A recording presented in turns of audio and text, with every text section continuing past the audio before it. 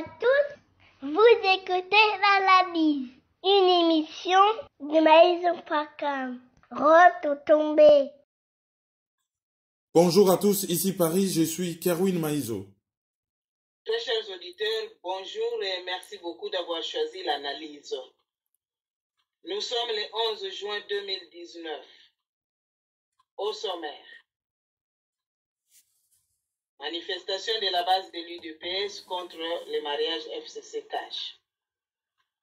Joseph Kabila aurait organisé un service parallèle et officieux d'espionnage des hommes politiques à Kinshasa. C'est notre page de divers qui va boucler cette édition. Bonjour Ken. Bonjour Sa Majesté la Reine des Ondes, bonjour à tous. Base ya UDPS, baza ne sengote, ndenge libala oya FCC na Cash ezokende. Ndenge mokonzi na bango, alobaki yango, alobi na makambo nyonso ya salaka atuna ka base. Base elobi, iye mokonzi, réponse ezali. Manifestation et salami le 10 juin na Palais du Peuple. Manifestation Oyo et salami na batu Oyo bazali présumé kozala ba membre ya UDPS. Manifestation et salami pona nini? Manifestation et salami so bolandi analyse ya le 8 juin na kati kuna tozo expliquer que président électoralement nommé ya RDC Félix Tshisekedi a nommaki ba responsable na deux sociétés à portefeuille, ba société à l'État. A nommaki Albert Yuma na Jekamine et a nommaki pe Kyungu Waku Mwanza na SNCC. Bien entendu, a nommaki kaka ba DGT to ba PDGT. A nommaki pe ba membre ya conseil d'administration. Ezali lisanga ya batu oyo ba fan na kapona ko kanisa, ko réfléchir orientation nini il faut ba pe sa société. So totali par exemple na Jekamine il y a ndeko ya ba Kenge, hein, Jean-Luc Kenge to Cécile Kenge ndeko na bango en tout cas mutasa na kombo na bango azana kati. Et to loba une analyse le kaki ke bazai ko déplorer le fait que anomaki kaka bakatangé. Alors, la nomination a suscité problème. Suscité problème pour nanini. Pour constitution et lobby que président de la République pour na a nommé mandataire na mandataire pardon na entreprise publique. Bato bako konza ba entreprise ya minene ya l'État a ko nommé bango sur proposition ya premier ministre après délibération na conseil des ministres. C'est-à-dire gouvernement a ko proposer ba kombo ya bato. Mais ba kombo wana ako ramasser bango te kaka na wenze a ramasser non. Il faut nanu baya ko solola yango na conseil des ministres. Soki président Assali Boyete a violé constitution. Or, il s'est fait que na nomination oye salami gouvernement a salaki ata proposition mongote. Tomoni kaka président Yemoko abimisi ba kombo na chapeau magique na ye a nommé bato. Et premier ministre Oyo azali chef ya gouvernement to coordonnateur ya gouvernement mais na Congo azali chef ya gouvernement a proposé ki bangote. Alors loko la proposé ki bangote to Monika Songomwe mayamba yamba Oyo azali porte-parole ya président de la République atangi ordonnance et alobi ba ordonnance wana ezali contresigné par directeur de cabinet, il y a président, autrement dit Vital Kamerhe. Mais tango batu batie makelele balobi ezalakate, toyoko yoka ote. Mais na ordonnance o penda batinda ki na journal officiel place oyo ba bimisaka ba ordonnance nyonso ya l'État. Soki président bimisi ordonnance batinda yango na journal officiel. Ezali mukanda oyo place ordonnance nyonso soko zo luka ya mbula mubimba omona ngo na kati. Babenga yango journal officiel. Na Belgique babenga yango le moniteur belge. Ah en France ezali journal officiel français. Alors tango ordonnance kei kuna oh non premier ministre signaki. Mais débat ekomaki Tibala azali premier ministre ya mandature oyote azali premier ministre ya gouvernement ya kala mandature ya kala azali démissionnaire. Or na document oyo bango ba présenter Tomoni a signé comme premier ministre tout court. Or, gouvernement et dépendaka na parlement na yango et dépendaka na mandat na yango et dépendaka na président na yango. Tibala azali na mandat ya parlement oyo uti koleka na président oyo afandi na kingakati et puis na mandat oyo uti koleka. Donc denga azali wana azali non seulement intérimaire mais azali démissionnaire. Donc normalement il fallait qu'à signer premier ministre intérimaire par exemple pour azo jouer intérim. Lokola kombo ya remplaçant na ye esi yebani ezali Ilunkamba Sylvestre. Mais assigné ndenge wana te. Donc to koti na kati ya potopoto. Yango na lobaki na analyse eleki na lobi Congo ezali république bananière. Mboka ezo occupé eza na désordre moko. Makambo ezo salama na kiyanke ezo salama te ndenge mboka oyo ya mikolo oyo mboka oyo ezali moderne et kumbamaka. Alors, ordonnance wana esalaki tellement désordre que ezali na député moko asalaki motion incidentielle. Alors bien, likambo eleke ezali grave, il fallait to solola yango na parlement. Et tango bakendaki ko solola yango na parlement, ba telemelaki président de la République comme il se doit. Balobi ezalakate loko ya sali ezalakate penza. Et député moko Manawej kombo na ye alobi asignaki yango azalaki inconscient. Et Thomas Lokondo ayaki ko démontrer ndenge nini a violé constitution. Bien que Lutundu la ayaki ko yebisa bango alobi président Sali Mabe, président violé constitution. Mais article 77 à constitution lobby que ba parlementaire conformément na principe ya séparation de pouvoir ba kokite ko ya ko débattre makambo etali ba acte administratif à président de la République ba na droite. Et madame Mabunda a essayé ko se justifier à lobby rôle ya parlement ezali ko voter mibeko mais ezali pe ko contrôler gouvernement na ba entreprise publique. Alors bango masolo bazo beta ezali masolo ya ba entreprise ya portefeuille pour bango parlement bazali na droit ya ko contrôler ba entreprise wana. Et okoki ko beta masolo wana te sans que otanga kombo ya président pour masolo wana ezobeta na cadre ya ba nomination président uti ko sala. Mais soki to landi na ndenge ya mibeko parlement azali na droite ya kwa kokota makambu oyo etali institution présidence ndenge azo signé mikanda na ndenge azo sa soka violer mibeko mutako landela ye ezali conseil d'état tribunal oyo elandelaka makambo wana et totali circuit judiciaire nyonso ekoki ko banana conseil d'état et ekoki ko kinde ko suka na cour constitutionnelle soki pona ko démontrer que a violé constitution. Conseil d'état ba ko landela ye sur le plan pénal infraction ni na sali haute trahison par exemple. Et cour constitutionnelle va constater que la constitution est là qui violée. Et sanction koki kozala impeachment, c'est-à-dire que l'ongolaye na musala et ko boakaye na bolok. Alors, débat wanande batu ya IDPS balobio ba simbi président na bango basali infraction oyo babengaka outrage à chef de l'État. Outrage au salié ma besoin diro fingiye. Ou manquer respect. Et au nom de ce manque de respect, bango bakotika ezalate.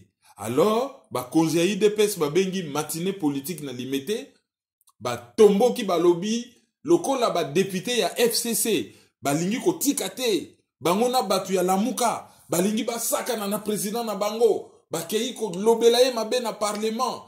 Bake ko chaye misapikuna na parlement ye mutu mabe ya salibo alors il faut eyinda likamwana fesuka et l'air basali matinée politique na bango batangi communiqué moko oyo bazo silika contre bureau ya parlement balobi bureau ya parlement ndenge nini madame Mabunda akoki kotika violation à constitution salama baya ko beta ba masolo moko contre président na parlement ezalakati.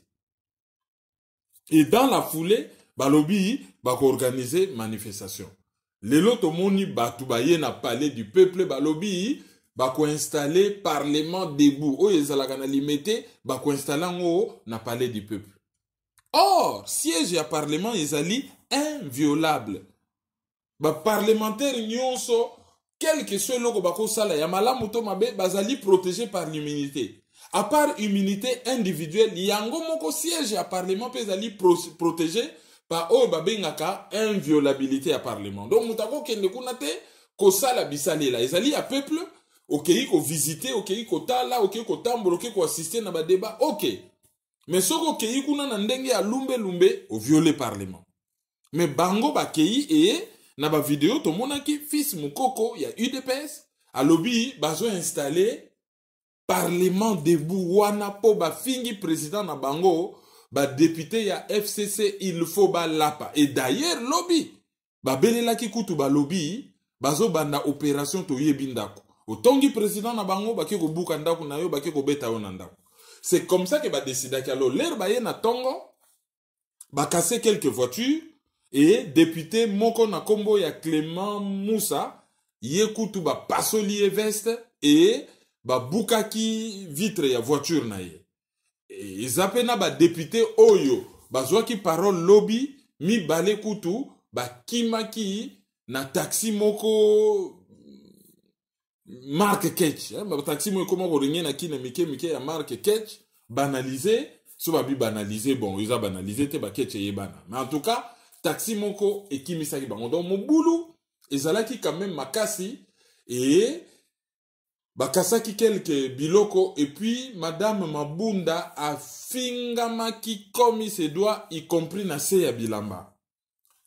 Alors tango basilisi ko finga ye Jean-Marc Kabund a mekaki ko calmer bango esimbaki te ba tombokaki makasi et député oyo ba betaki azali premier deuxième vice-président ya parlement et ba menacer que ba ko zonga likambo wana il faut souka tant que bako traduire ba député wana na justice c'était pour outrage à chef de l'état bango bako continuer ko silika et ba lobby FCC à lekisi libala wana fait souka libala wana komika ka nyoso kaka matumoli ko finga ko swana libala wana fait souka batomboka ki makasi alors ni to loba na likambo wana poto pesi pourquoi batomboka ki eloko ya liboso ezali motuya et oyo ezali muboko ya likambo ezali tout simplement que Congo est comme république bananière wana nyonso ezali ba conséquence ya occupation et comme ka désordre ko sala makambo na limate okoki ko sala makambo te ndenge longo bani désordre wana eloko ya liboso soki sikoyo tolobi to analyser désordre wana. Et là quoi liboso ezali que président a violé constitution. A respecté tes procédures et nomination. Et tant a violé constitution pour na réparer bêtises naie a sali fuite en avant, c'est-à-dire accueilli des violations en violation. Fuite en avant on a ce qui tozo tala ndenge makambo zo monana ezomona lokola ba falsifier ba ordonnance pour ba kota na mibeko. Ayebi bien que d'ailleurs bato misusu ya IDPS balobaki yango ke na entourage na eza na bato bazo tchaye na bereur et bazo cumuler bereur wana po basalela yango lobby ba bengana ye pour haute trahison, c'est-à-dire à violer volontairement constitution. Ce qui président mo bateli ya constitution a violé yango na nko ba bengaka yango na droit infraction ya haute trahison et sanction nango ezalaka déjà kolongwa musala et ensuite okokota boloko. Wana côté ya Félix Tshisekedi. Côté ya parlement. Ba acte administratif ya président de la République et ça la objet à débat na parlementaire. Quel que soit ba circonvolution bango balingi ba sala quel que soit ba exercice bango ba sala pour na ba démontrer que bango ba ko beta masolo ba entreprise ya portefeuille. Mais le col la masolo ane yaki par rapport na ba nomination yangona li solo ya nomination et betamaki le col la incident mais li solo pende sa ki yango wana te baza na tort. La seule chose bango ba kokai ko sala ezali soki sene ezalaki déjà prêt ba utiliser constitution ba réunir congrès et ba destituer président de la République. Mais kokende ko débattre sur ba bien fondé ya ba ordonnance na ye bazalaki na droit ya kosala yango te. bato ya UDPS basali matinée politique na bango. Bango bazali mu beaucoup plus par fanatisme et fanatisme moko aveugle. Bazali ba petite main ya famille Tshisekedi et bazo bima comme une espèce de milice adossée à un parti politique, l'UDPS. Bazo bima net. Bango ba lobby, et si qu'on a répondre à la question na yo, bango ba lobby que bango base ba kondimate ba finga ka président na bango ba tomboki. Et bazo tomboke la Jean-Marc Kabound, ba lobby azo sala mosala te ndenge longo bani. Baza kuna na parlement comment makambo ane salamaki. Mais bazo bosa na déjà que Jean-Marc Kabound azali minoritaire. Na bureau ya parlement on azali ye moko. Loko lazali ye moko akoki ko sala nini bango kuna baza ebele. Et déjà na parlement on a baza minoritaire ko sala nini. Pourquoi bato ya UDPS musapezo la kisa sanza ole bango batala sanza côté musapezo la kisa bango bazo tala musapi. Bazota la Jean-Marc Kabound ole ba viser ye moko Félix Tshisekedi. Po bango bazo tomboka balobi libala wana bango ba subir ya trop ba lembi libala wana. Mais mutake naki ko bala ezali Félix Tshisekedi mutu ba balaki. Moi c'est Kabila ya mibale ezali Félix Tshisekedi. Donc soki ezana mutu il faut ba telemele ezali ye ba obligé balobi papa pourquoi okendaki ko signer deal na batuana. Publier deal wana publiquement, publier yango donc rendre yango public, dénoncer yango et soko dénoncer yango boma libala wana, soko bomi libala wana population ba kolanda yo, peut-être que coalition moko ko sala na balabala entre batuya cash na batuya lamuka pona ba benga na batuana na sphère ya influence ya pouvoir au bazali na yango et ba mettre bango hors circuit hors d'état de nuire. Et lo kwa ni salama kite ba mukoko tout ça bango bazo viser kaka Jean-Marc Kabound mais bazo mona te que Jean-Marc Kabound azali mwana ya musala politique ya Félix Tshisekedi. Erreur bazo sala ezali yango wana. Et ce qui te lobby to pousser lisusu raisonnement tina suka. Po makambo komo bima. To moni tweet mo bazo attribuer na kasongo mwema lobi makelelo nyonso FCC azocha. Azocha ngo pourquoi? Azocha yango parce que tango baningisi yuma na Jekamine a perdre une partie à pouvoir par rapport na poste oyo ba pesiye. A perdre une partie à pouvoir. Alors parti à pouvoir oyo ya perdre wana bien que ça nango opportunité nomination wana azalaika na Jekamine azaka na kata Jekamine soki ozali DG ozana pouvoir mosusu soko ke na conseil d'administration komi na pouvoir mosusu alobi Jekamine wana ezo toucher mbongo ebele soko tali quantité ya cuivre cobalt o Jekamine azo produire. Mais à côté ça, l'État a autour de 120 millions de dollars. Ça, ce n'est pas normal. À Foutakanaye, na caisse à l'État chaque année 20 millions de dollars. Yampako. Mais quantité ya cuivre yazo produit, chiffre d'affaires naye, à koki ko futampako, il y a 20 millions de dollars. Et grave encore. Ba société multinationale oyo nyonso bazo ba licence à Jekamine pour na ba exploiter na Katanga. Na epse bino na analyse à le 8 na lobby ba kataki yango ndambo. Ba société nyonso ba bima ona na Jekamine oyo ba somba bandambo bazo ba licence. Ba société wana nyonso ba futaka redevance, ba futaka moi quantité ya mbongo epa ya Jekamine. Tango apesi licence à lobby salela yango yo ba no futaye. Jekamine azo kotisa plus d'1 milliard de dollars par an. Mais azo foutane pas à l'État autour de 20 millions. Donc détournement est à ma casse. Et selon bango balobi, bata FCC bazo banga, soki mutu na bango a perdre contrôle. Oya zana ngona Jekamine. Et ko bimisa bo soto nyonso e bombanaki ya ba détournement ya ba magouyi na bango. Bata FCC balobi, Félix Tshisekedi a yebi, a gagné qui l'élection ti. A yebi nenga yaki na pouvoir. Alors, so kazo maîtriser base na yete, ba koki ko rappeler nenga yaki na pouvoir, et bakoki kosala de telle sorte que babengana ye. Po ya koki ko dissoudre le parlement selon constitution kaka après une année. Avant une année kosala yango te. C'est pratiquement impossible. À moins que yemora remettre mandat na ya lobby, na remettre mandat na ngato bandela élection parce qu'il en a le droit. Soka le ba bandela élection, wanande a quoi ici pe na parlement balamoko, structure nyonso po eza lokola ndako, eza na ba fondation, ba tol, ba mir, nyonso ezo simama. Soki président zali ba tol, gouvernement zali ba mur, constitution zali fondation. Donc soki kaka président de la République a lobby bon, na remettre mandat au bandela élection, na parlement pe bakoti kalawana te, bango nyonso logiquement et politiquement, il faudrait ba koya mutu nyonso a remettre mandat, batu nyonso bazonga devant peuple. Donc soka sali yango te, aza na possibilité mususu te que ya ko subir. Et loko asuka foto loba propos a libala wana. Ndenge bazo rappeler ndenge yake na pouvoir. Yo olingyo ke no bala mwasi. Au lieu de se présenter normalement au côté na porte, yo au sente mwasi po ba gotike la yo ye.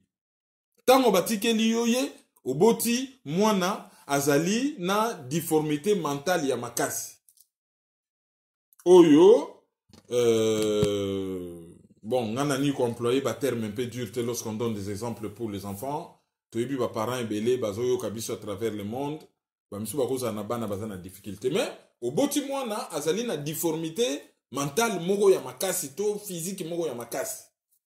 Yo lobiote moi si yo la boti mwana boye ngana zongisa ye na libala. Balobi non, oyaki ko zoye na fenêtre bundana nango et lo baba kino aussi sango silisa yango. Sikondanga zawana azana suka na kaka oyo babengaka suka na kaka par rapport na dossier wana ekomelie yombe. Eloko soki eza mabe, eza mabe. Kengo wadondo abenani na Sénat, atiki Sénat na nyongo ya 2 millions de dollars. Bakutu na yepe ba quantité, ye mutu Congo epesa ye tout, banda utaka Rwanda, ba pesa ye tout, ba poste tout. Asera batu ba ceinture, asala batu ya minene, ye wana ki atiki batu lisusu na nyongo. Ba oya ba parlement wana, parlement moko godio, bidon.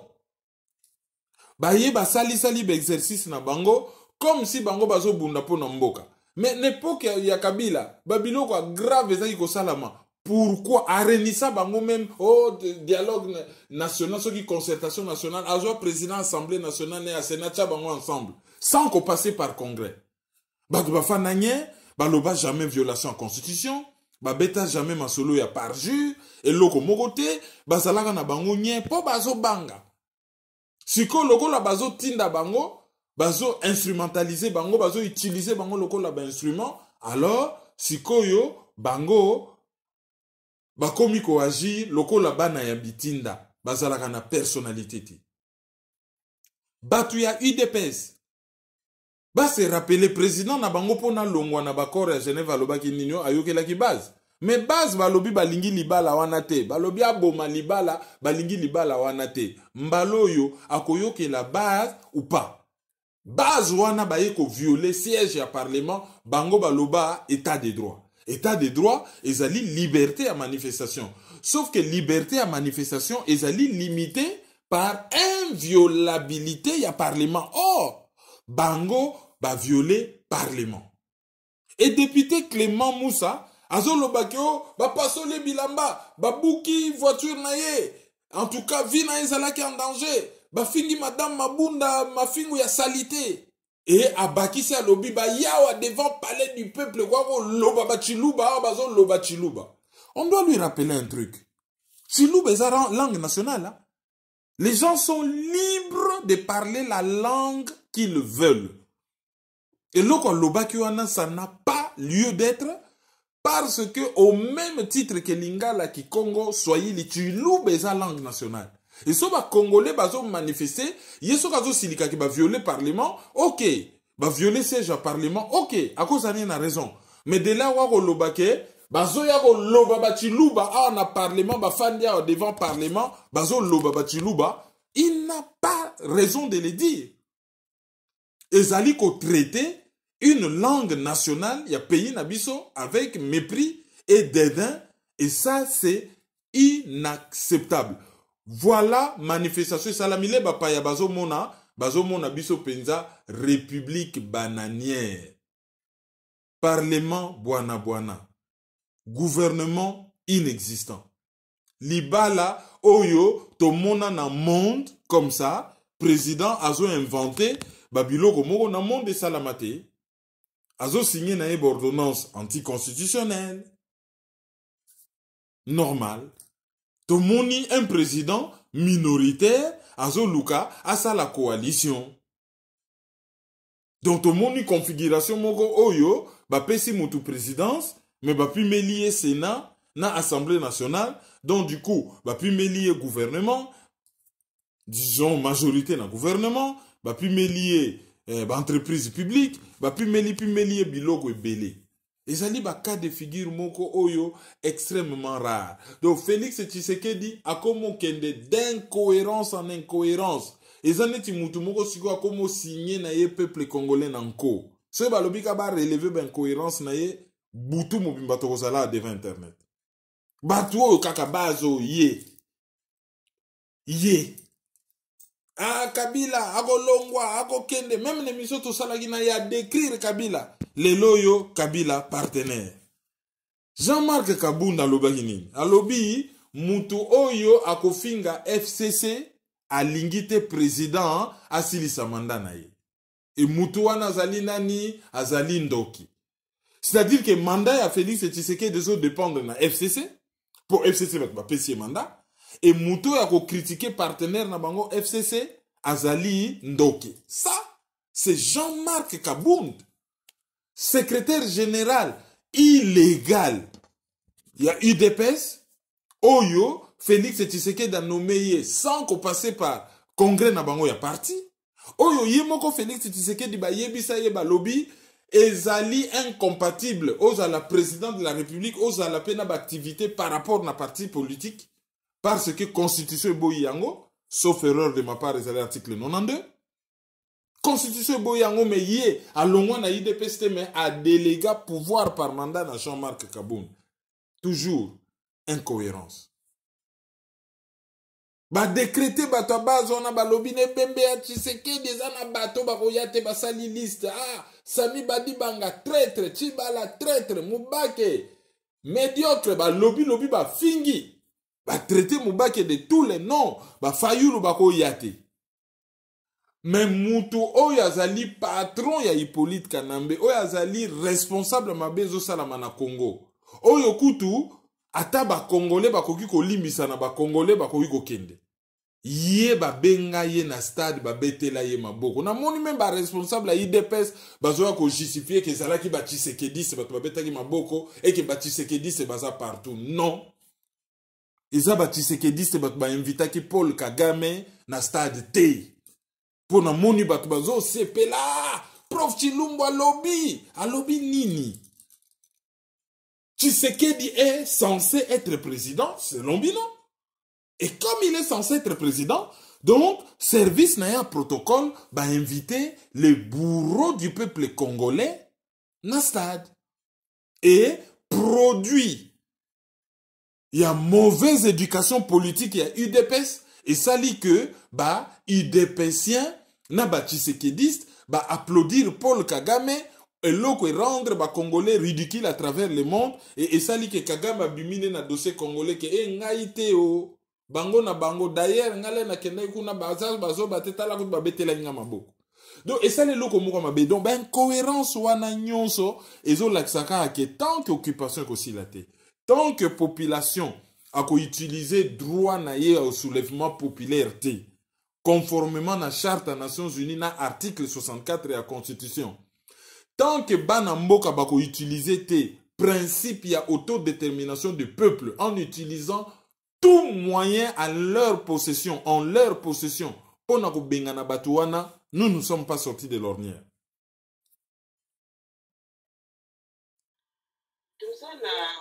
Tuna koluka comprendre l'air balobai que président l'air a signé que ordonnance azalaki consciente balingi basala sous référence na envoûtement. Ah mais mbala liboso ye alobaki que ezalaki envoûtement. Après ye moko aye kondima ke aza na une expérience te na bango nyonso mutu aza na expérience ezali Kabila. Awa alongwe na cité de l'OUA akomi fana na Nsele bango nyonso bakomi kuna komi na Nsele na plateau de Bateke soka bimine na Nsele azuika kotoroute entre guillemets de la Nsele ale ake na ye na kingakati mutu akomona ye te mais Nsele ngo pe akei po akimi ba micro ya dossier moko tokobeta wa sur ba israélien akimi ebele ba micro ba tchelaki batako yoka ye tongo pourquoi donc akimi na yembula akene bale donc mbalo ba kokosela envoûtement te ayaki na radio kapi batuni programme alobio to sali yango nanu te po l'air yena kamere basangani il fallait ba bimisa programme à gouvernement ya seka donc ndenga fani wana programme na ye ya gouvernement to yebi yango te azokanela kosala nini ako diriger ndenge nini. Bon, à part bas slogan, état de droit, boyna boye, à bas la corruption, batbamoni, et logo moko échangé te. Donc, mbalo yo, yé, mbalibosa lobaki envoûtement. Mais mbalo yo, so ke zali envoûtement te, au moins, ba fanatique ya IDPS bango ne bat bazali envoûté. Pour comportement na bango ezali bizarre. Mais au moins, malgré fanatisme na bango, il y a déjà une base, baza na conscience politique et baza na une certaine efficacité. Soki bataba parti mususu ba copier fanatisme na bango wana, ba bakisi moi cerveau na kati. Soulèvement populaire ko salama po bango baza na conscience politique. So ba bengi bango ba yaka ba yebi ko se mobiliser, ba yebi ko tia pression. Bon, il faut dire que ba parlement de Bouana ba groupe wana nyonso proche na IDPS eza ba biloko esalami lelo te basi ba préparango banda kala e bazalaki na une certaine stratégie. Malheureusement stratégie yango ezalaki te pona kosikola mboka mais ezalaki pona ko aider un de Tshisekedi akoma na pouvoir objectif atteint. Donc à cause na raison ta ko prétendre c'est lorsqu'on est dans une république bananière c'est ça les résultats. Deuxième question Ezaboui. Batebele Baloba, il n'y a pas d'école pour être président de la République. Na point wana ndenge yemoko andimi qui a une expérience. Est-ce que batwako pardonner les sous moi buki? Kozanga expérience ko diriger mboka. Il s'est bako pardonner du fait que yé a s'entourer na batu oyo bazo rendre condition na ye ya amateurisme pire.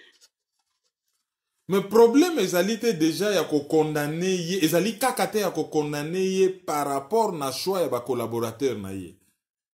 Problème ezaka wana te mais problème ezali pe ya ko condamner ye par rapport na recel ya fraude électorale. Azalaki na ye préparé te azokene na présidence programme malonga ezali te et aye ko signer deal oyo atangaki yango te soki ndenge nini ou oyo ya comprenaki te. Et sikoyo deal wana ekangi ye Niembes. Aza penza na kata Niembes. Donc il a deux torts. Premier tort c'est azali responsable ya qui il choisit l'entourage na ye. Donc loko la pona ki batebele bazali incompétent. Donc ye mutazali responsable. Wana tort ya liboso. Tort ya mibale pona koma président ezalaki volonté na ye, ezalaki posa na ye, akokisi posa na ye a subir ba conséquences na yango. Soki tozalaki na monde moko parfait tolinga tosenga yo omeka kopesa biso solution ndenge nini ya kobima na situation na mitieli mais toyebi ke consultation bafutaka bato mpona yango donc tokotuna motuna wana te baoyo bakosenga solution eza nini bopesa solution tokosenga bango bameka kozwa rendez-vous tokodirige bango na wapi bakosala consultation politique. Mais pour le moment, tout est à l'analyse. Juste question à souka par rapport à dossier oyo ya UDPS. Bango bakomi pour se conduire lokola milice moko boye Non parce que parlement entre guillemets ata po bazo sala musala ango ke bazaki na droit ko sala ngote mais bazo sala quand même musala moko boye bango baye balobi non tolingi te bosimba président na biso soki bosimbi toke opération ya kobeta. Est-ce que zo servir de vision oya Joseph Kabila azalaki na ngwalo baki après moi c'est le déluge. Même si a prononcé la phrase wana te mais au moins façon azako kangamela na bokonzi na façon zoé à lobaka ke o biso toko tika mboka kaka bongo te parce que famille na bango entre guillemets ba salami pour na pays wana. Est-ce que ils ont servir de l'intérêt à Joseph Kabila pour dire que botal j'avais raison na linga na tikala na bokonzi wana tala seconde ba komo mema mboka na yiki. Mais ba communicant na bango y compris Papi Tamba ba komo lo bango déjà. Balobi ke ya zalaki wana Olive Lemba zaki na ba fondation Kamate. Ya zalaki wana azalaki ko forcer ko nommer bat na ba province nyonso sikoyo 70% ya bato oyo bazo zala nommer na circuit ya présidence bazali originaire la plupart ya Kasai. Ba pesi exemple belé. Donc pona ye nde balobaka na français il rit sous cap. Mona ko seko ya ko tsola zo seka lobia na zalaki wana botako lela boleli na no bien te. Botala désordre ndenge zokende. Et to zokende ka na désordre. Tala par exemple, FCC azali majoritaire na parlement. Mais zana batwa FCC ba kotisaki ba recours. Allez, ba recours wana pe e aboutir na nko. Muto azali carré loko la Jean Goubal, oyo azali un des meilleurs élus, allez, balongo lié. Ba invalidé au profit ya ministre je crois ya budget Kangoudia. Ozui mutroko la Chéribin Okende. Ye ba longoli ba remplacé par Nani, ba remplacé par Wivine Moleka. À propos ya ba invalidation, la série continue, hein, ba bimisaki lisusu, ba ordonnance misusu le 11 na pokwa, bango ba komaka batu ya pokwa, oyo ba invalidé une vingtaine de députés parmi bango, Daniel Nsafou, Bache Libanda, ba remplacé par PPRD Doudou Otete. Mais ce que Talibien Mbaloyo va frapper toujours coalition la Mouka parce que va frapper comme il se doit MLC parce que MLC a perdre 8 parlementaires. Bon, Togogi Kotange la bino très rapidement ba kombo na bango hein, parmi ba parlementaires oyo PPRD a perdre Togogi ko par exemple Mbaou Daniel Yazali Mutu Moamba, Alakan Yazali Mutu Lisala, Ardungobe Yazali Mutu Yabasan Kusu, Claude Kibuka yazali mutu ya Moamba Kinshasa, Akim Wanga yazali mutu ya Kungu na Sud Ubangi, Pablo Gadamoto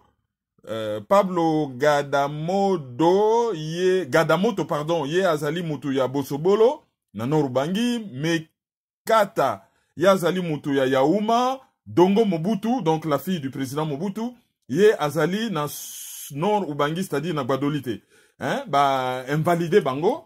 Et vice-gouverneur ya ville à Kinshasa, Neron Mbungu, yepe ba invalidé ye, ba fait remplacer par PPRD Louis-Dor Belekelai.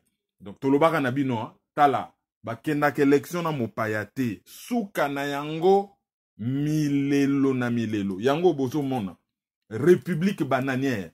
Ezalite volonté ya peuple ndezo compte, ezali volonté ya batumoko ba fandi quelque part bazo pona, qui doit être président, qui doit être député ou pas, soko sakani na bango, ou critiquer bango, ba longolio, parce que baza na ba levier. Cour constitutionnel, ezalite cour oyo, ezali na ko veiller na respect à constitution, mais cour constitutionnel comme cour oyo, ezali na ko veiller à ce que volonté ya batumoko boyo, et ça la main en utilisant la constitution. C'est ça le vrai sens de la cour constitutionnelle. Et l'air bazo sala yango, baza na ko na bobangi ata mukete, bakomo sala yango penda visa. Tala. Tozonga mwasi mamuke. Makambo na lobi na bino ke Tshisekedi akoma ko kene na Rwanda ndenge alingi ko yamba Kagame na kin, mwasi na ko kene na Rwanda, atamboli na ya travers Kigali na bus bazo banga na bango eloko moko te, ko kende même fête ya bato balobaka Kinyarwanda. Bakoma ko mibenga ba Nyamulenge, bazali ba Nyarwanda, ba originaire ya Rwanda, ba Nyarwanda. Do azo banga te visa, tala botala. Président américain Barack Obama, c'est un Américain. Né aux États-Unis d'une mère américaine.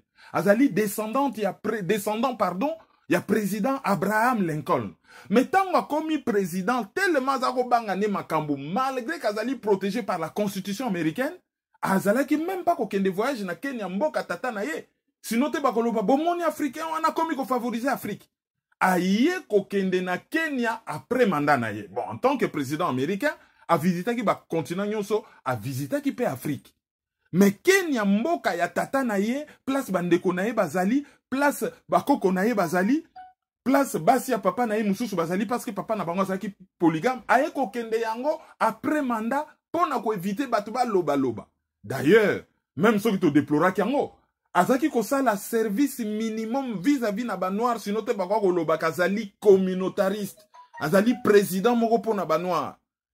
Mais na Congo tala ekomi penza ki yanki o ya mabe penza ya visa. Bazo salango penza visa. Alors, ce n'est que le début, hein. Bon, il n'est pas interdit de rêver. Au moins, on a fait la cour constitutionnelle, Mokoloka Barolemba Peka Félix Tshisekedi Diango, yé ko kozala, ko invalider l'élection kozala difficile. Bako sali la penza soit conseil d'état ou cour suprême de justice. Allez, à violer la constitution, à sali crime ya haute trahison, bochaye libanda, hop, série sur les gâteaux, bo bois kaye na boloko. Et à se retrouver na boloko. Message ni bazo leki, c'est ça li que bazo contrôler tout, ba parlement, ba système judiciaire, et bazo nommer qui ils veulent, bazo tcha oyo bango balingi, bazo utiliser ba levier à pouvoir nenge balingi, et que bato bakota ki na deal, baza ata na levier à pouvoir mon côté na maboko. Voilà, c'est ça les messages oyo, bango bazo luka koleki c'est la bato. Alors bato IDPS oyo nde na lobby baza na conscience politique.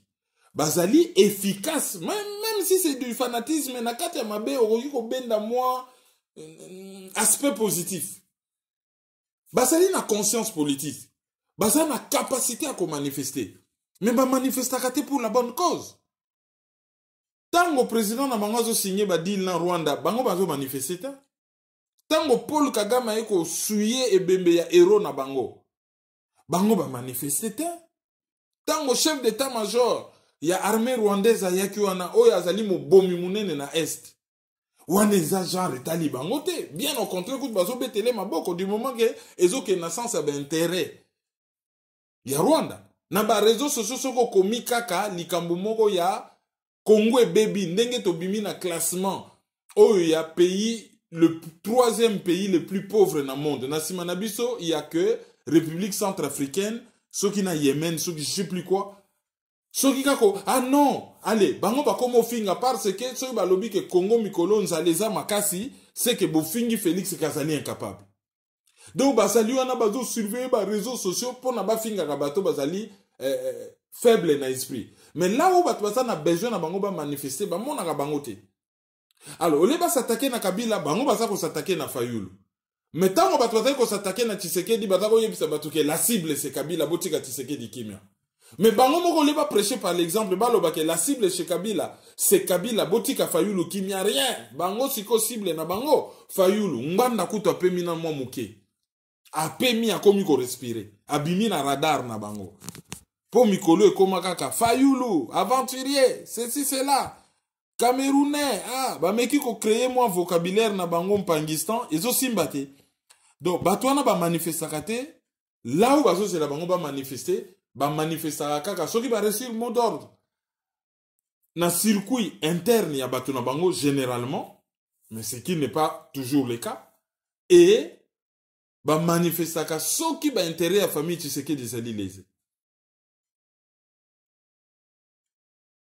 Toleki na deuxième sujet na biso ezali un sujet oyo Joseph Kabila a organisé espionnage moko officieux na parallèle kuna na RD Congo. Alors on se pose la question asalaki yango quand et pourquoi banani bazaki impliqué na réseau en parallèle. À partir de 2015 makambo tozoloba eyebani po na émission Ouvda ya télévision israélienne Channel 12 basalaki émission moko balobi eza na société moko privée na kombo ya Black Cube.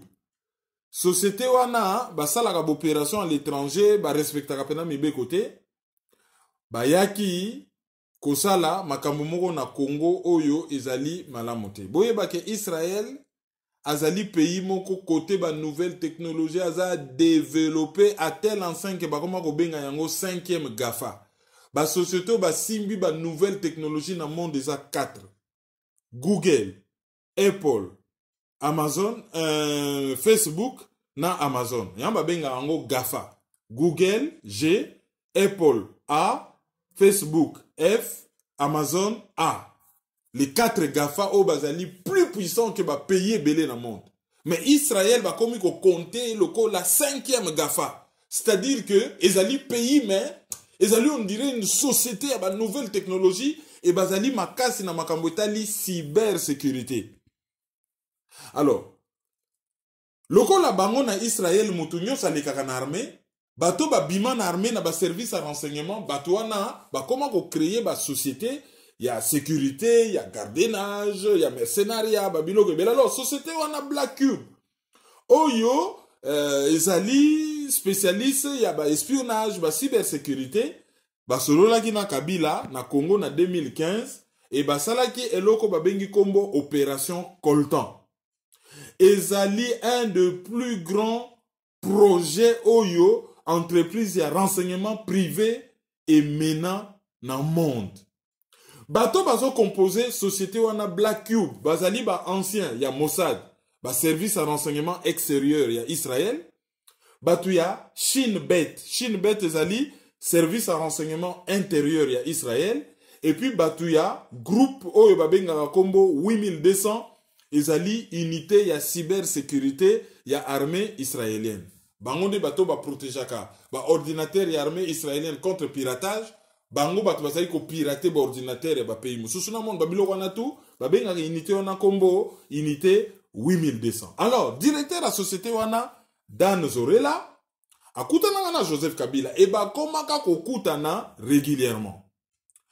Kokutana wana esali nini? Esali ke Kabila yebisi Dan Zorela lobby azana besoin ayeba makambu nyonso boposant basalaka ba réunion na bango ba masolo na bango banani batonga kaye banani bataka kaye banani ba kritika kaye e ba funda pe ba traître bazana kana ye nani atraisa kaye et société wana bazalaki ko sala yango et bazali ko fournir ye ba renseignement.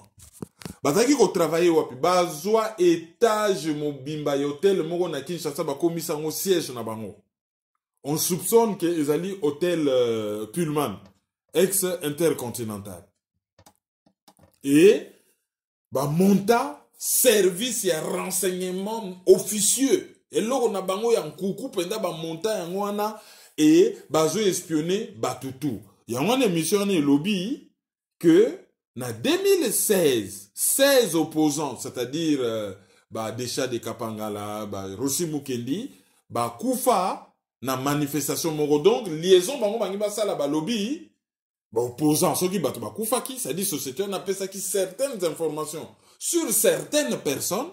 Yamona battu Koufa qui alors, ceux qui na mboka wana toza na procureur, il faut fongo la dossier liwa Rossi Mukendi. Ata la rapport nini, Rossi Mukendi na ba misusu.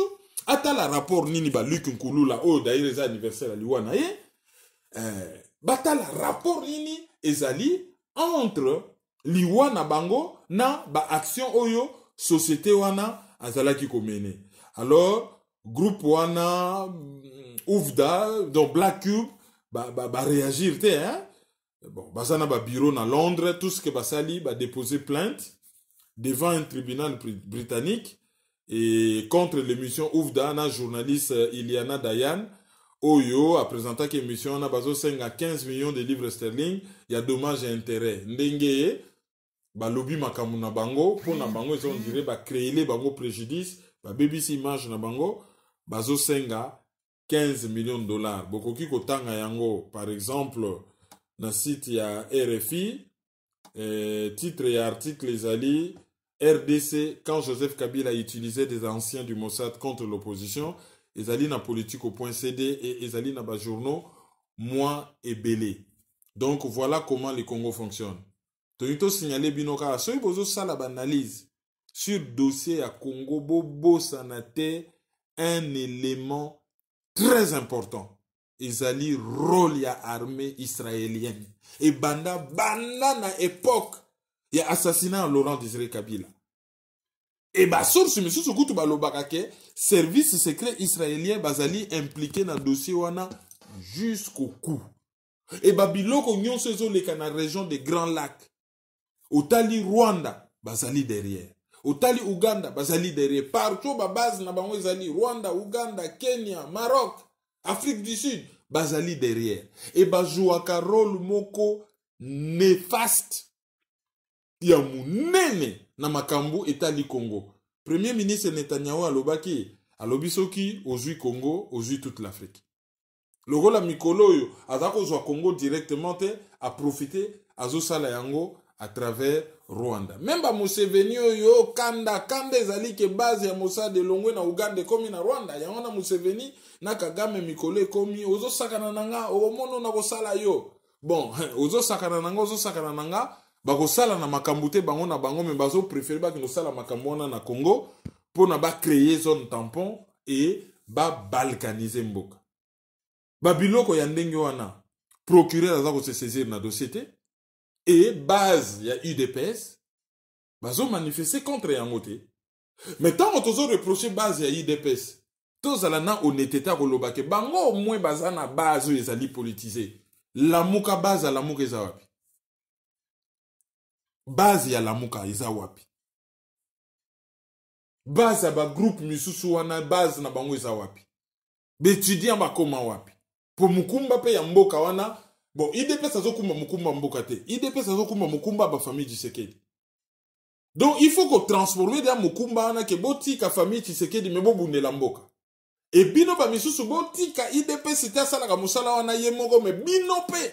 Bon là qui ça de quoi vous êtes capable au kaka ya koloba koloba concrètement qu'est-ce que vous faites? Pour biso toi ba journaliste, boulot na biso ko lia disango. Mais bah baza ba politicien boulot na bango ezali non seulement ko conquérir mboka, pouvoir, mais boulot na bango pesa ko récupérer mboka.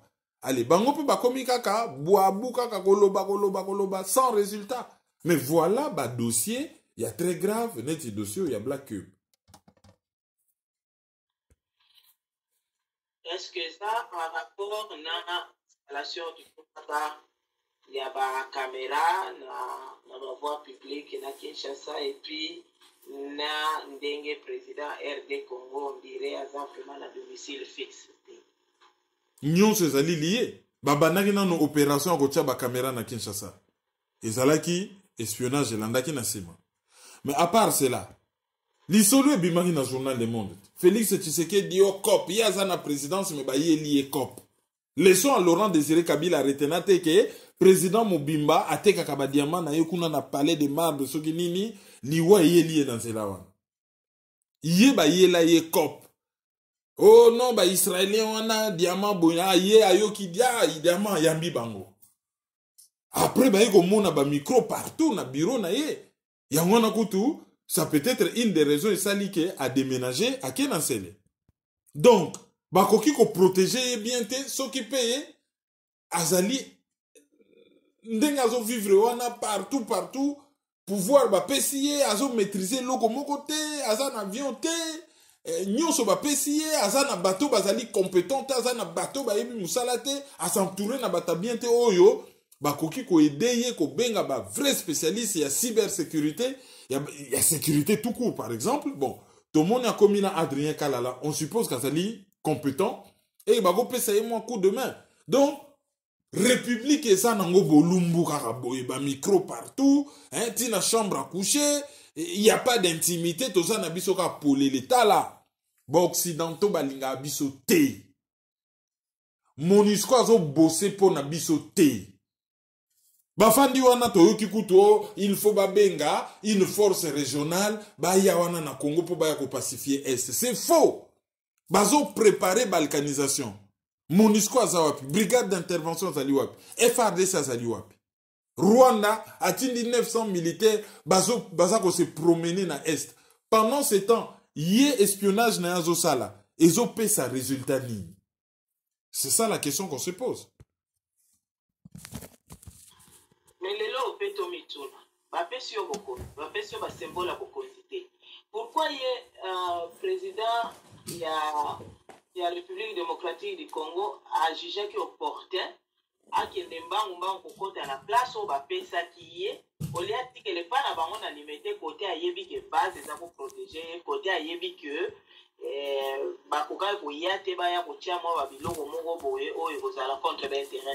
pourquoi il a préféré que l'on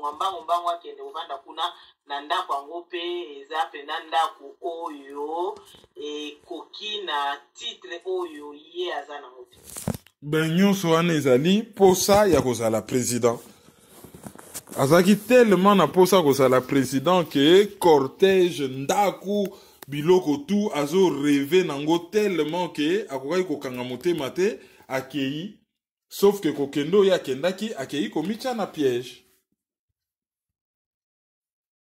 Je n'ai pas diffère au bandana sujet ya première dame à RD Congo, madame Denise Nyankeru, na Rwanda. Ben, madame Nyankeru, épouse et chef de l'État nommé à RDC, à Kendaki na Est, notamment na Goma, na Bukavu, ko visité ville naye natale, ko visité hôpital Panzi ya docteur Mukwege. Tokozongi la pe dossier moka docteur Mukwege en analyse. Kuna afandi abimisi mai na misu tango amoni makambo ezosala kuna mais bizarrement tango alongwe wana ale communiqué officiel akatisi na Rubavu akena na Walungu soki na département soki district soki province ya Walungu aleki na ville ya Rubavu ale bakeko yambaye na Kigali na madame Jeannette Kagame pour 2 jours ya visite officielle wow. Kolia, komela, koseka, allez, ko visiter ville ya Kigali. Kigali on a ba faire visite à Batukaka, balabale utaka aéroport ti centre ville. So bo moni carte postale ya Rwanda, bo mona gisenyi te, bo mona ba ville mususu te. Bo mona ka Kigali. Bala kisa ba ville mususu, bala kisa ba mboka, bo zala déçu. Bo mona que tout est faux. Falsification na falsification. Tina ba chiffre banque mondiale a pesa ka ba menace ka batu kuna so bakena Kigali. Bazana faso batenaka bango. Yangona bato bakena kuna na Kigali, so bokena go bimaka na babasi na ba hotel, bazana ba image na bino. Yango bomona même mutu ya banque mondiale a kebo so ka ba menacer ye akomi na yeka lembele. Lembele wana volonté sili parce que on le tient. Ba soupçonna ka bango likambo wana ba photo ha.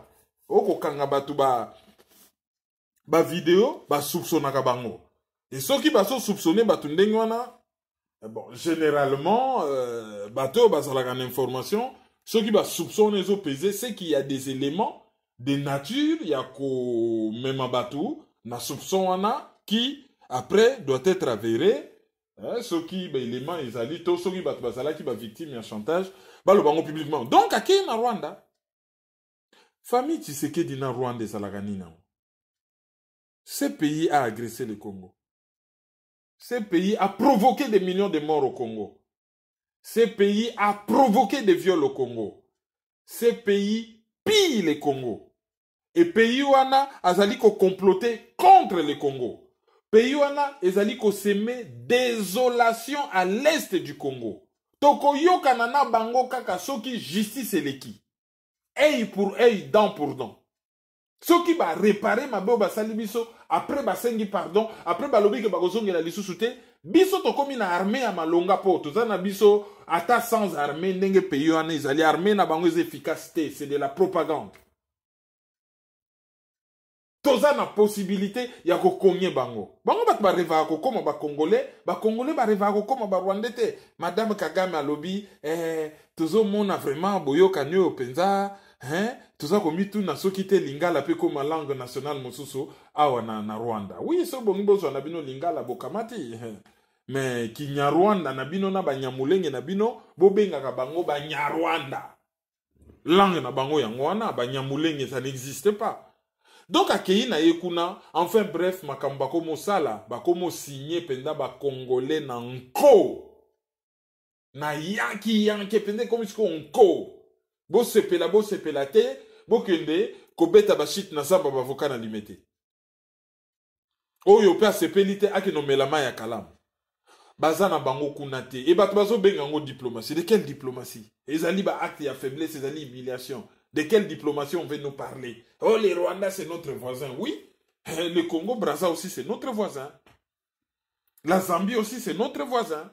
Le Congo Brazza ba voisin na biso pe toza ba voisin ba Zambia. Pourquoi biso to agressaka ba Zambia te? Pourquoi biso to agressaka ba Congolais Brazza te? Pourquoi biso to agressaka ba Centrafricain te? Po sikoyo et pas ya bataille de paix justificatif ezali soko zali voisin mutu ye faut agressaka yo faut ndimaka ke ouais, vive les voisins. Le voisin a violé ma femme, mais le hasard voisin nangaï. Ah, bravo voisin, tu as bien fait. Les voisins qui violent la femme, il a bien fait. Ah, les voisins qui tuent l'enfant du voisin, oui, on est des voisins éternels. Même moi, na babwa ka yekaka na boma, bakunda yekaka, ezanango grave te yoko tika laka. Non, arrêtez de justifier l'injustifiable. Et ce qui petit peuple a justifié l'injustifiable, c'est aussi dû au fait que déjà ba professeur d'université nyonso oyo et belé tozo yoka. Mais bazo justifié biloko moko ezalaka te. Ezalaka te. Quel peuple. Mais sur le dossier, là, vraiment, l'équipe n'a pas cooptation faillir parce que, parce que, quand on a janvier déjà, et ensuite on commis en juin alors que Mambosa les ébélés na Congo, a occupé comme ça la tournée à remercier Moka Mobimba, yé première dame, ce qui a consciente que pour les Congolais va voter qui bango, a organiser tournée na Moka Mobimba pour na aye banana batu pe ba yeba yé. Mais pourquoi kaka on dirait mutu moko azongi kia otinda kingai na kende koza bokonzi na zu yango alors bayambi epona bakumisa ye selon batu mususu ndenge balobaka ke ye beaucoup plus azongi na ndako kwa na terre ya ancêtre na ye mpona remercier bango. Oui, et il y a un grand débat sur cette affaire-là. Il y a Zalaka Rwandaise. Bon, ngai ba mushi ba yebisa inga ke azali mushi et ke kombo ya nyankero ezali na kimushi. Ezali neti muto azali mukolo nyama, mukolo eloko, mukolo nyau, voilà, mukolo nyau ya mwindu, nyankero, mukolo nyau ya mwindu. Bon, habité na mythologie na bango, qu'est-ce que ça signifie nyau ya mwindu? Balobi donc, azali mushi. Mais, après si batu baton ba traité de Rwandaises, ba traité de tous les noms, et ba tchakoudie ye. Donc, makambu nyonso, e bima, ndenga vivaka na Londres, ceci, cela. Tout le monde a article, tout ils ont remonté parce que bazo sala berere ya communication. Biloko yo Olive Lemba salati. Biloko yo alias Joseph Kabila salati. Oh Rwandere ya wana. Oh Kagame ba go betele maboko visa na kin. Ba biloko wana tout. Ba misusu ba sala yango te mais ye ba komi ko sala yango visa sur le plan communication ezo sonné faux na ndenge moko. Mais lokola bazali na ivresse ya pouvoir, ben, bazako se rendre compte na yango te. Dossier mosusu eza annulation ya conférence ya Dr Mukwege par l'université ya Montréal. Dr Mukwege azalaki na conférence week-end oyo euti koleka samedi na université ya Montréal. Alors que ba Congolais ba wutaki partout, boyebi Canada ba distance, ba wutaki ba Vancouver, ba Ottawa, ba Toronto, ba wutaki na ba province neti ba Ontario, ba misu ba wutaki na Québec, ba misu ba wutaki na New Brunswick, ba misu ba wutaki na Saskatchewan, partout en dernière minute ba prendre que bon conférence et ça qui annulé. Alors l'air va prendre en haut et chokaki makasi communiquer liboso ba lobio université à Montréal. Après tout le monde communiqué mi balé balongoli université à Montréal. Après balobi na ba terme général, raison moko indépendante na volonté na bango mais tango biso to passer ba coup de fil à gauche à droite. Discours ya Mukwege oyo akoma ko pese la Rwanda visa awa na Sorbonne na université ya Caen. Undenga zako lobela rapport mapping na Norvège des amours na ye na occidentaux et banda ki wana moni banda komi prix Nobel ba komi ne distance banda belela ki rapport mapping. Alors ba réseau rwandais ezali makasi na Canada. Ah, peut-être, pour tout ça, na preuve te, bango batu, ba l'équipe derrière, pour na ko faire annuler conférence wana. Et bah ça en terrain conquis. Kune zali mboka ya, IDPS zali kuna ko régner en maître. Et loko la IDPS zali ko régner en maître kuna. Donc du coup soki eza nango likambo moko oyo bato bakozala contre Rwanda, ah ben sincèrement bato bakozengage na bango te, bakongole match poli. Docteur Mukwege azali pasteur, bapimeli sala université azui téléphone na ye na tata na ye bazali ba pasteur évangéliste, ba bengi l'église à Montréal, la boluke la biso église. Pas boké l'église plein. Bateau ba Montréal ba mona un peu clair en 10 minutes pour nous retrouver $2000, $1500 à louer salle, bo bengi salle moko vite, urgence, prix Nobel de la paix pour na lokumu ya salle na yo. Place comme mona na bobeti plein ba direct na YouTube. Comment ça va se faire taire? Prix Nobel na biso à Congolais pe équipe poli ba na Canada. Équipe poli.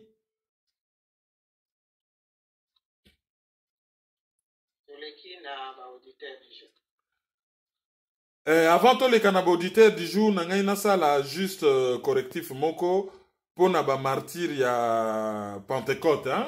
Na lingaki na beta lisolo na no ya ba martyr o ba kufaka na Lumumba. Après na go beta lisolo ya ba martyr ya Pentecôte. Et ba analyse ça la magana butu fatigue na mélanger tout. Mais nasi na sala analyse moko ya kala na tanga ka ba kombo ya batuana normal. Jérôme Anani, ministre de la Défense et gouvernement Cyril Adoula. Emmanuel Bamba, sénateur et dignitaire de l'église kimbangiste. Évariste Kimba, premier ministre jusqu'en 1965. Et Alexandre Mahamba, ministre des Affaires étrangères, des Affaires foncières, il y a gouvernement, il y a Cyril Adoula. Voilà, wana batuana. À ne pas comprendre avec Okito Nampolo, Oyo, batanga bakombo na bango mingite me bango, bakufaka na Lumumba. Alors, auditeur du jour, il y a Liboso Zali Kalva Iemefuka, na Strasbourg, Kalva Oyo, anniversaire Nezalaki le 9, hein, grand combattant, wana vraiment, c'est une fierté, Oyo, etikali susu, na milia ba combattant, Oyo, et belé ba kendaki na Kinshasa, ba zongia wa ba traître. Il faut beau se méfier na bango, Kalva, azali auditeur du jour na biso. Yami Balé, ezali Ardi Kiala. Ardi Kiala, ye azali na région parisienne, France. Ye azali neveu Nabiso. Azali auditeur du jour Nabiso, Yami Balé. Yami Satou, ezali Richard Tambondoni, na madame naye, maman Yuyu Tambondoni. Bango, bazali na Strasbourg. Strasbourg, ezali na France. Yami naye, ezali docteur Bokolo, na madame Bokolo. Bango, bazali, pe na Strasbourg, na France. Uleki na ba communiquer, so ba communiquer zate tukemba la moko na ba contact. Communiquer zali batuba zwa rendez-vous pour le 29 na Bal place association Rafa bakosa l'événement munene pour na ko somba appareil électrophorèse pour na hôpital basala na Kitambo. Et na pesa bino information ya Matuidi, hein, ezali siko confirmé na ba presse nyonso ya minene biso pe tozali presse munene na ina loba institutionnel ke akozala na Kinshasa. Alors à partir ya mikolo ezoya tokozala na États-Unis, s'il y a des contacts à prendre pour na ba future conférence bokoki ko contacter biso sikoyo. Communiquer mususu tozali na yango lelo ezali que ba oyo baza na besoin de lecture ba yeba ke tozali na quelques exemplaires ya ba ouvrage notamment ya Patrick Mbeko tokoki kozala na le Canada dans les crimes en Afrique centrale tokoki totikali je crois na 1 ou 2 exemplaires ya stratégie du chaos tozali pe na plusieurs exemplaires ya crime organisé dans la région de Grand Lac ya Honoré Ngbanda.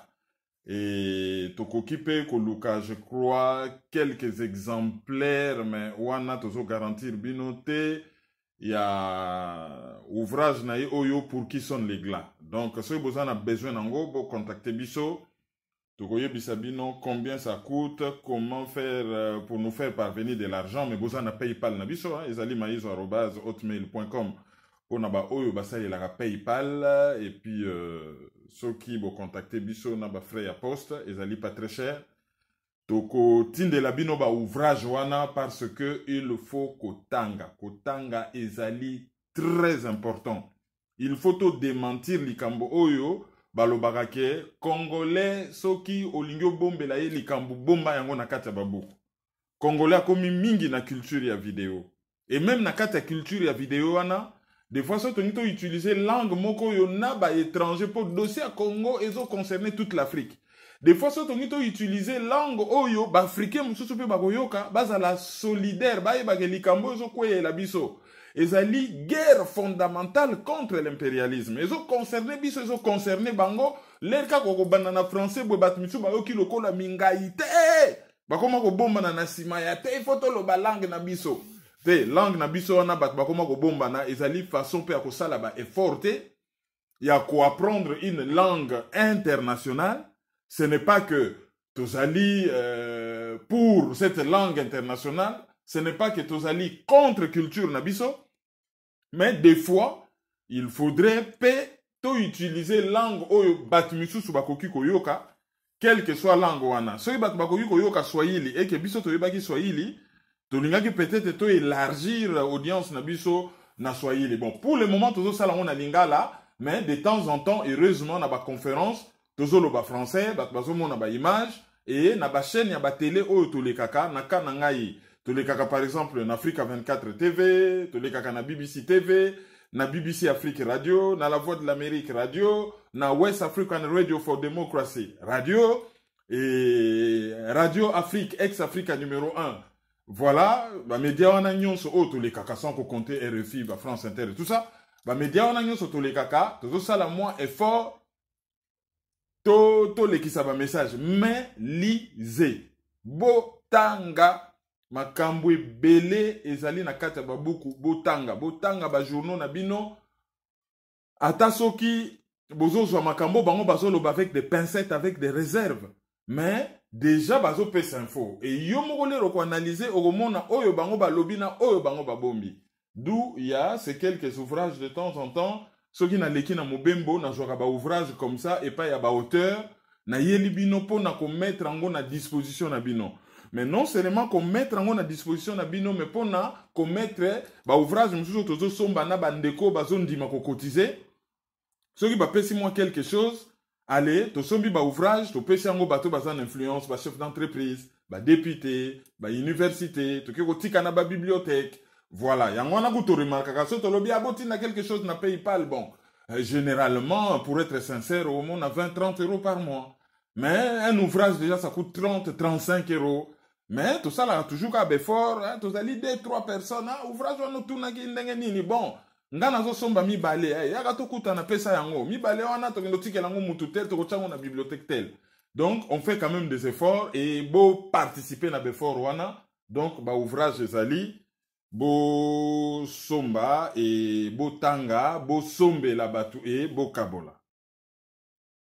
Alors pour na ba coordonner à site chaîne YouTube ezali Kerwin Maizo, page YouTube ezali les amis de Kerwin Maizo le panafricain, groupe Facebook ezali les amis de Kerwin Maizo.com le panafricain.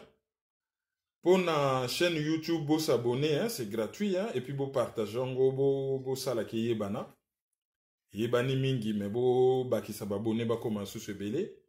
PayPal pour na ba o balingi ko soutenir ba activité na biso ezali maizo@hotmail.com. Téléphone 0033 758 469 414 ezali Lika Mobile ya France ba oyo balingi ko charger on na ba unité bo sombi ba carte bo tindi ba code yango na to salelaka pour na ko rappeler batu nyonso ba bengaka na Congo balingi ko se plaindre ou balingi ko expliquer ou bazana besoin ya service. Et puis, WhatsApp Nabiso ezali 0033 763 55 38 46. Ezali na ndeko moko abengaki biso na Espagne a informé biso kauti ko perdre papa na Canada. Et malheureusement, atindi kombote. Alors là, troye la ongo kaka na analyse oyezoya. Pour Nandeko ya bengaki en Espagne, pour na liwa ya papa, nous lui présentons nos condoléances les plus attristées. Papa koufi na Canada, mais a pesi biso kombo te apesi biso ba précision te alobi kaka azali originaire ya Mongobele. Alors nos condoléances les plus attristées na famille wana. Sur ce, tokomi mbala ya sima, merci na yo pour la présentation et puis merci na bino ndenge bozo landa, ndenge bozo faire vivre forum. Tokomi mbala ya sima, et à très bientôt.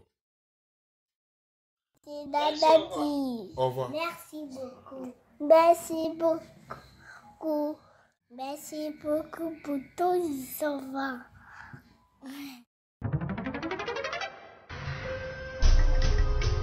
Yo, petit à petit, Kermine implique Banakin. Fouta ici, fouta par là, fouta autant. Dans les mille qu'on foutait là. Peuple congolais. Yo, qui n'a le toza ba colocataire?